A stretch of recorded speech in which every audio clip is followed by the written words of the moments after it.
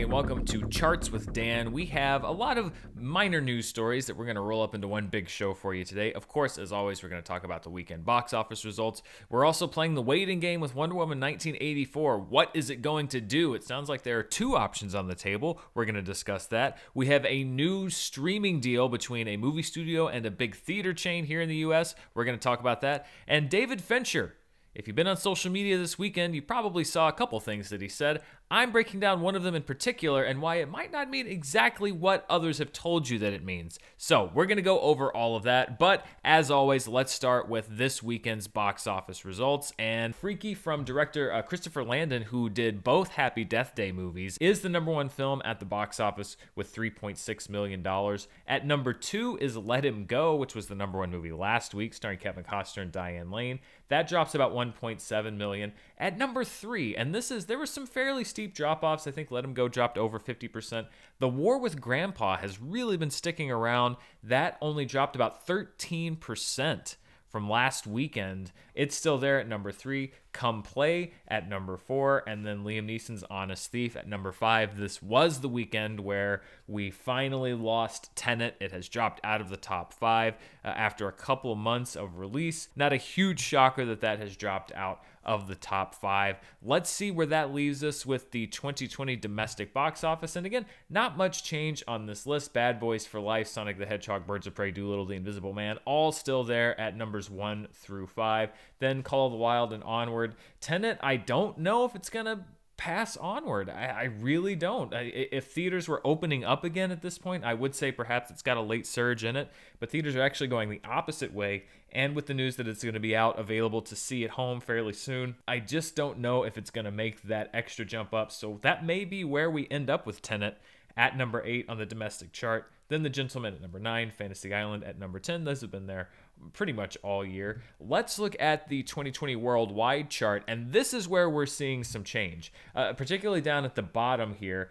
We've talked about Demon Slayer for the last few weeks here on the show. It is continuing to set records in Japan. It is steaming toward that all-time Japanese box office record. We're going to keep you updated. No progress thus far, but it is close to passing a few movies, including Your Name. It is very likely to pass Dolittle for the number 6 spot. I don't know if it's going to crack the top 5. It may well, but right now it's looking like it's going to be at least number 6 as it continues its play and really just continuing to draw huge crowds in Japan, traditional theaters, IMAX theaters, etc. That knocks Birds of Prey down one, and then The Invisible Man is knocked out of the 2020 box office top 10 by another film from China called Sacrifice, which has now made $146 million. And now if you're looking at this top 10 list for 2020, we now have 1, 2, 3, 4, 5 of the top 10 are films that are not from the Hollywood system. They are from China and Japan. Maybe I would have thought we would have seen that chart in 5 years, but definitely not this year. But nothing this year has been normal. Let's look back at when people could go to the movies. Let's take a look at the flashback for this weekend. And we're going back 30 years. As a matter of fact, 30 years ago today, Home Alone hit theaters nationwide and opened at number 1 in its first weekend with $17 million. It would go on to become a massive domestic hit. Rocky V, Rocky V is such a disappointment. It really is. It's not a good movie. Even if you're a Rocky fan, I don't recommend watching it. But look how closely it opened on the heels of Home Alone back in 1990. A lot of optimism around Rocky V. Home Alone would have much longer legs. Then in its second week, Child's Play 2, which is one of those video box covers. That image, when I think of Chucky, I think of that image, the one on screen of him in the Jack-in-the-Box from Child's Play 2. Then The Rescuers Down Under. Opening weekend at number 4 for Disney. They were at the very beginning of the Disney Renaissance. This was post Little Mermaid, but before any of their other late hits that would be coming down the pike. So still a little bit of a depression for Disney at that point with The Rescuers Down Under. And then at number 5, Ghost. That is not a typo. Week 19. Ghost was in the top 5 at the box office, and it's 19th week of release with just over $3 million.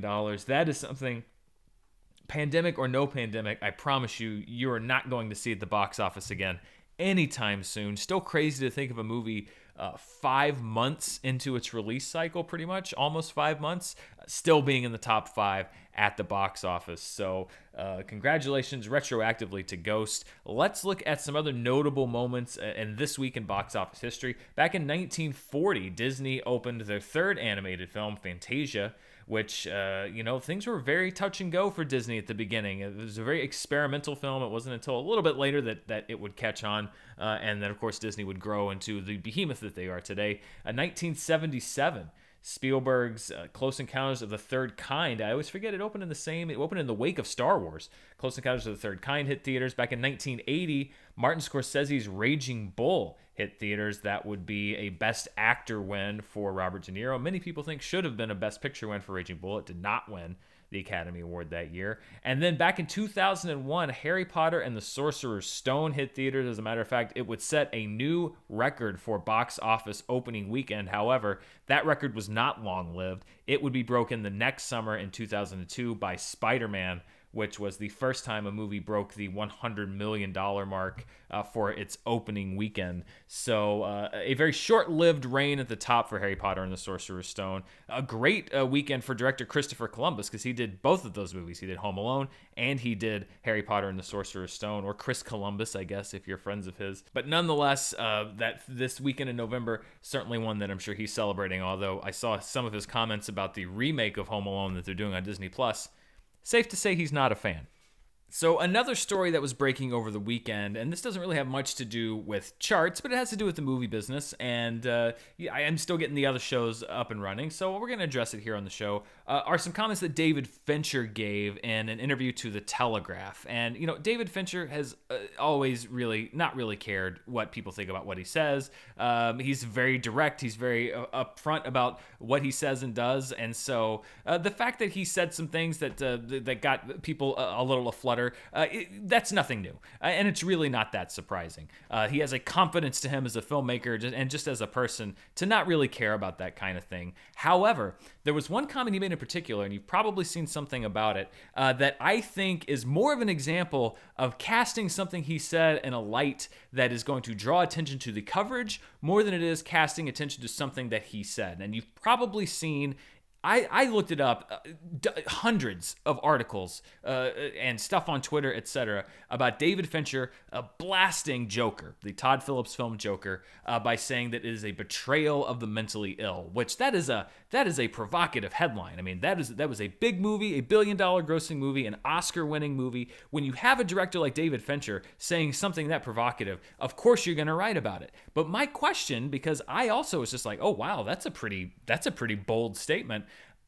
When I looked into it, when I did a little more research, I begin to think more and more that that's not necessarily what David Fincher meant, but it's what everyone's telling us that he meant, because it certainly drives attention and clicks and revenue. So this was an interview he did with The Telegraph to promote his upcoming film, Mank. It's a script that his father wrote. It's a very deeply personal film to him. It's premiering on Netflix very soon. It's got a lot of Oscar buzz. So I'm sure it's a little bit annoying that this is where the focus is right now, is on something that he said about Joker, a movie that came out over a year ago. But the thing that everybody is kind of running with is, and it's not just like David Fincher said, he's like, David Fincher slams Joker, David Fincher rips Joker, David Fincher calls Joker a betrayal of the mentally ill. I don't necessarily know if that's what he said. So I'd like to present what he said in a little bit greater context, and then let's talk about the reaction to it. So in the bigger context, and this is from his interview with The Telegraph, he said, quote, "The reality of our current situation is that the five families, meaning the big studios,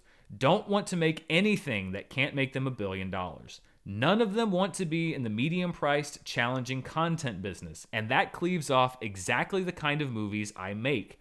What the streamers are doing is providing a platform for the kind of cinema that actually reflects our culture and wrestles with big ideas, where things are, what people are anxious and unsure about. Those are the kinds of movies that would have been dead on arrival 5 years ago."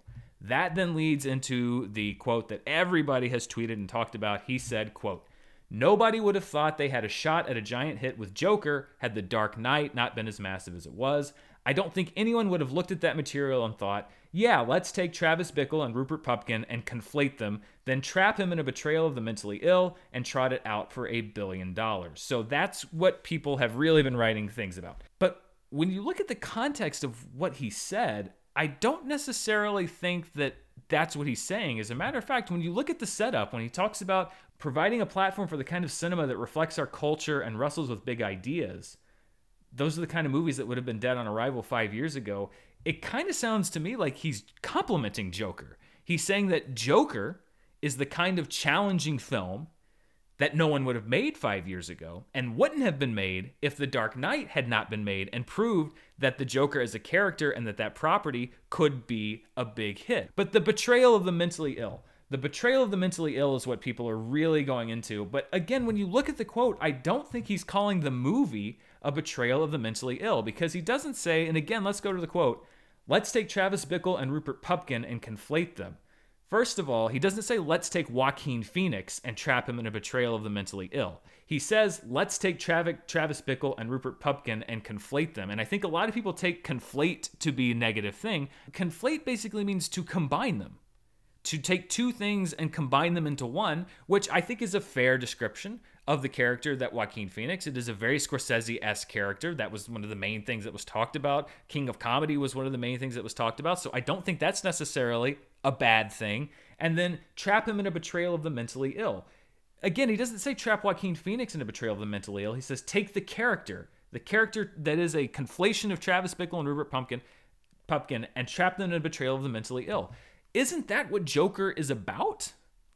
That the entire point of the story is about society's betrayal of the mentally ill, is about how society fails to take care of those who need their help the most. To me, when I read that quote, I'm not reading it as David Fincher saying that Joker was a betrayal of the mentally ill. I read it as him saying Joker is a very challenging film that reflects what's been talking about in society, that a studio would not greenlight a movie where you take a character like Arthur Fleck and tell a story about the betrayal of the mentally ill and expect it to make $1 billion. I didn't take his quote as an insult. I took it as him talking about the movie and in a way complimenting it by saying it's the kind of challenging story that studios don't make anymore. And yet, all you see are story after story after story after headline after tweet about how David Fincher insulted Joker and blasted it and ripped it and whatever other verb to get a click you can imagine. And maybe he did mean that, but I honestly don't think that he did. But it doesn't matter at this point because everyone else has decided that he did, and so now that's the truth, and now that's what we're talking about. And this is what really bothers me about the media space right now, particularly movie media, is people will grab a quote or a rumor, no matter what the source is, or even if there is no source, and run with it as news in order to get clicks and attention. And I understand this is a very competitive space. I also understand that any one article of saying that David Fincher ripped Joker is going to get 10 times the clicks and attention than this video is going to get, because people want the controversy. They want the argument. But that's not necessarily always the best thing for us. Maybe sometimes we need to take a step back and say like, oh, well, I guess he could have meant that, but I think he might mean this also. At this point, it doesn't matter. Sometimes I think people are just looking for the worst in everything and what's going to generate the most controversy. And I think this is another case of that happening. The only way that I would know that David Fincher hates Joker is if I walked up to him and asked him if he hated Joker. I didn't see anything in that quote that says to me that he absolutely hates Joker. As a matter of fact, I think that's just kind of how he talks about movies. This is how he talked about one of his own movies later on when he was talking about Gone Girl in the same context. He says, it would have been impossible to get a movie with that discordant, evaporating ending made if we hadn't been able to point to the book's place on the New York Times bestseller list. I think that if you were going to look at that and say like, that sounds like a critical statement about his own movie. But I'm guessing he probably was a pretty big fan of Gone Girl, considering that he made it. But looking at a discordant and evaporating ending, talking about you can't make it, it seems very dismissive, but I just kind of think that's how David Fincher talks. And if you've ever heard him talk, that he's a very direct guy. He doesn't have flowery language. He lays it out just how he thinks. So You know, unless David Fincher's come out since I started this video and said I hated Joker and I meant that it was a betrayal and I stand by that, I think that people are just kind of running with this thing because they know that it's outrageous and they know that it's going to get people talking. Water's wet. I get it. But I also think that it adds a negativity to the discourse that doesn't need to be there. And God knows there's already enough negativity to the discourse. So, you know, if you think that he hated Joker and he's insulting it and calling it a betrayal, I guess you can run with that. But I think it's just as likely that he was trying to have a conversation about the kinds of movies that don't get made anymore. And somebody took a 4-word phrase and headlinized it. And now it is what it is. So that's my thoughts. Like I said, it doesn't really matter. People running with the David Fincher hates Joker things is going to get 10 times more attention, but that's my 2 cents. So much of this week has been the watch to see what's going to happen with Wonder Woman 1984 because we are rapidly approaching its scheduled release date, or I guess I should say its latest scheduled release date, and there's still no official word on what is going to happen with this movie. As a matter of fact, one of the reasons why this show is uploading a little bit later than I usually would do it now that we're here in the Central Time Zone is that I was kind of waiting around to see if news broke about the movie. As we're sitting here recording this show, no news has broken. With my luck, 5 minutes after I push live, something will happen. But here's where we stand right now. There's no definitive word yet from Warner Brothers what is going to happen with Wonder Woman 1984. However, Variety reported a few days ago that they believe that there are 2 options on the table for the film.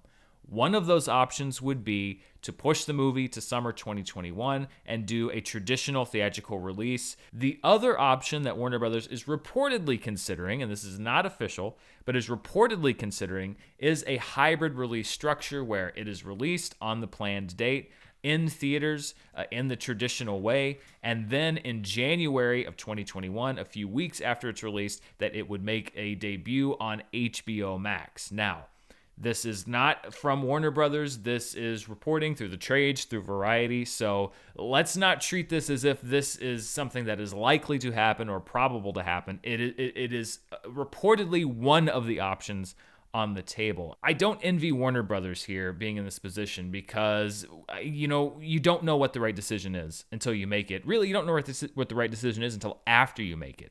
And it could be that if they wait until June, we have had some very promising news in the last couple of weeks. You know, we had some great news about a vaccine last week. There's some even better news about a vaccine today. So it does appear like there is a light at the end of the tunnel as far as getting that vaccine developed here in the United States. Now, there is a long road ahead as far as distribution of the vaccine, etc. But it looks like there might be a shot at summer 2021 having some kind of return to some form of normalcy, although, again, it is going to be a very long process. So perhaps that's the right thing to do if you're Warner Brothers. There's no way of knowing because Warner Brothers, like the rest of us, can't tell the future. If I could tell the future, I would do so many things, none of which involve the lottery, most of which involve telling me extra programming ideas for the last 6 months. That would have been very nice. But, you know, Warner Brothers does not have a definitive way out of what's happening right now. So we are all standing by to see what they decide, if it's going to be a hybrid strategy, if they're going to push to summer 2021. If I had to guess, I mean, I have no expertise, I have no sources. My guess would be that they choose to push it into the summer. That would be a huge blow to theaters, but really at this point, how much difference is Wonder Woman 1984 really going to make given the monumental debt that they're in? Hopefully some relief can come to movie theaters soon. That would be my guess. We just don't know right now. Stay tuned. We will find out what's going on with Wonder Woman 1984 very soon, and I'm sure you'll see something about it either here on the channel later this week or next week on Charts. Now, another big story that's broken is a new deal between a movie studio and a theater chain. If you remember, several months ago, AMC and Universal came to an agreement that AMC basically will show Universal films, but also allow Universal the option to bring those films to premium video on demand with a shortened exhibition window. Well, it broke today that Cinemark, which is another one of the leading chains here in the United States, has agreed to a similar deal with Universal. So they will now show Universal films in their theaters. They will allow Universal to take those films to premium video on demand, and in return, they will get a cut of the profits from that premium video on demand. Reportedly, Cinemark and Universal have worked out a structure where if a film opens north of $50 million domestically, then after 31 days, Universal can choose, if they want to take that film to premium video on demand. So those would be your bigger films, your Jurassic Worlds, etc. For a movie that opens at less than $50 million domestically, Universal has the option to take that movie to premium video on demand after 17 days. So basically after just 2 weekends theatrically, it can choose to make that video available for people at home to rent. Again, probably at that higher $20 premium price. So that's what we know for sure. Now, Deadline has done some reporting, and this is according to their sources. So again, this is not confirmed by Cinemark. This is not confirmed by Universal. This is from Deadline, and according to their sources, this is how the deal actually works out, not just between Cinemark and Universal, but likely also between AMC and Universal, who, as I mentioned, worked out a similar deal earlier this year. The studio revenue that comes in from premium video on demand, 10% of that revenue has been set aside for exhibitors. So not specifically 10% for Universal, 10% for Cinemark, but 10% for exhibitors that choose to strike this deal, either now or in the future.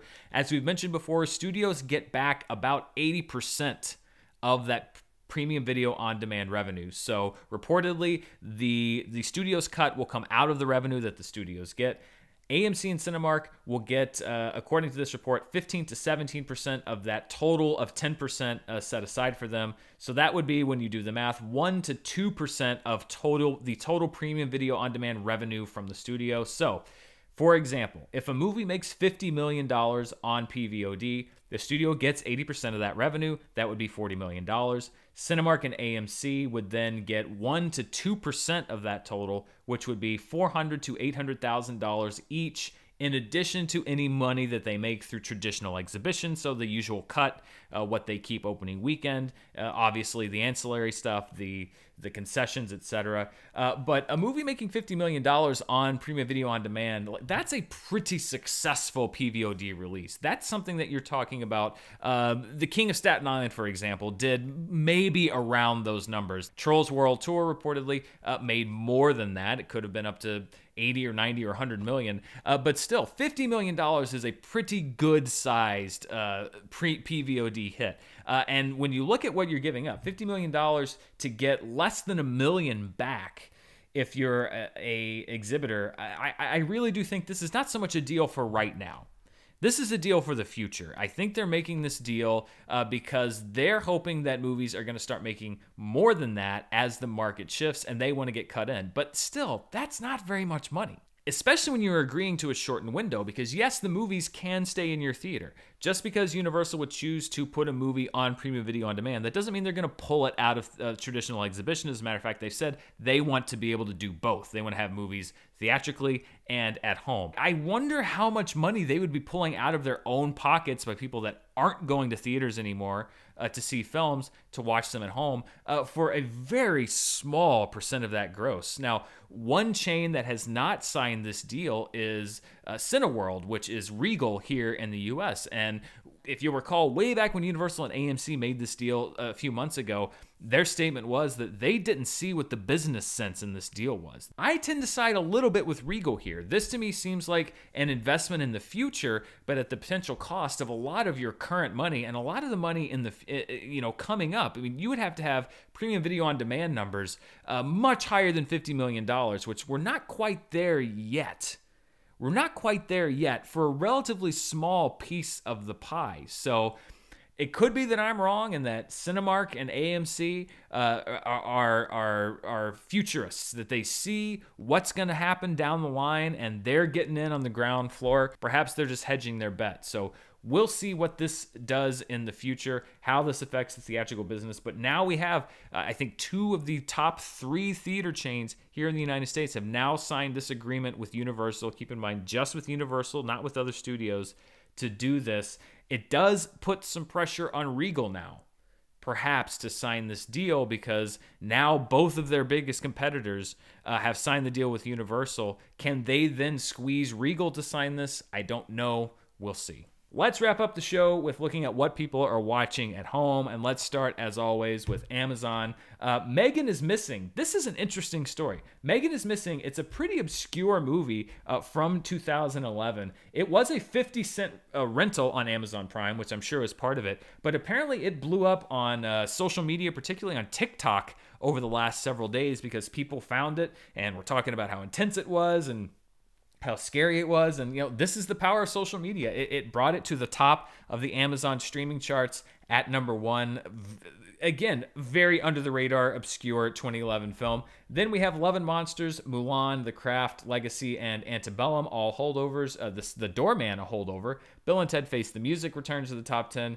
Dinesh D'Souza's Trump Card returns to the top 10. Politics on the Mind, I guess that's not surprising. And then Game Night and The King of Staten Island there at number 9 and 10.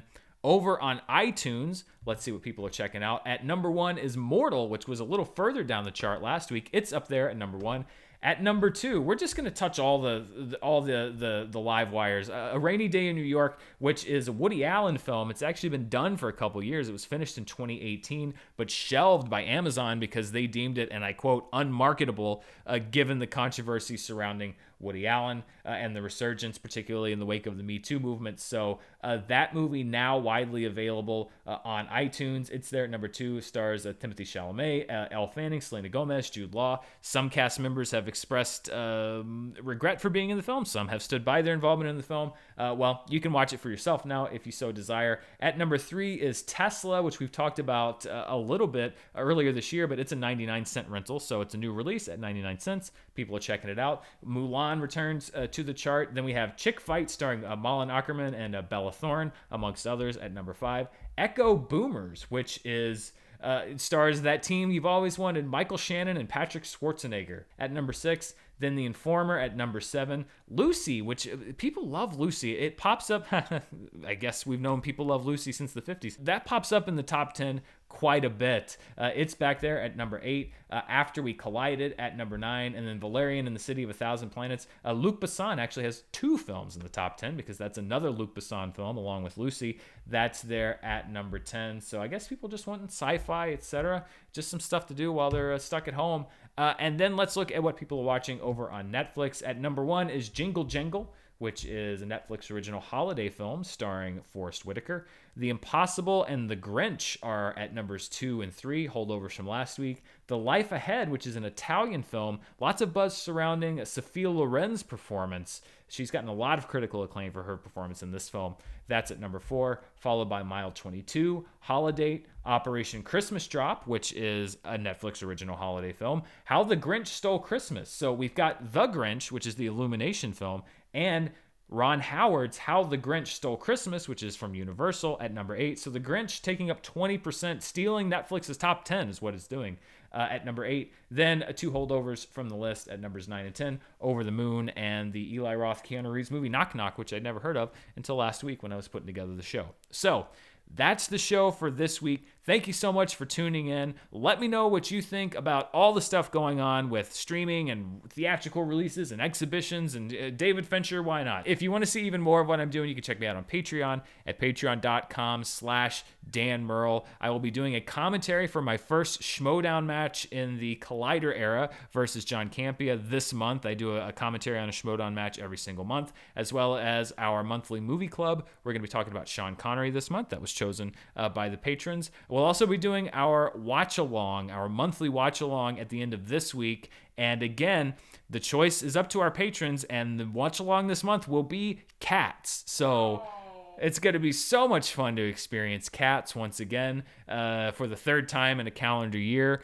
4th time, actually, I guess, if you count the Honest Trailer. So yeah, anyway, it's still time to join and watch along with us as we watch Cats. And don't forget to subscribe as well to my podcast, All My Movies. You can find the links to subscribe both on audio, we're on Apple and Stitcher and Spotify, anywhere that you want to subscribe on audio, or you can check it out over on the Schmodown Entertainment Network. And hey, if you like the show, please be sure to leave a 5-star rating because any kind of rating, comments, etc., that really helps the show grow.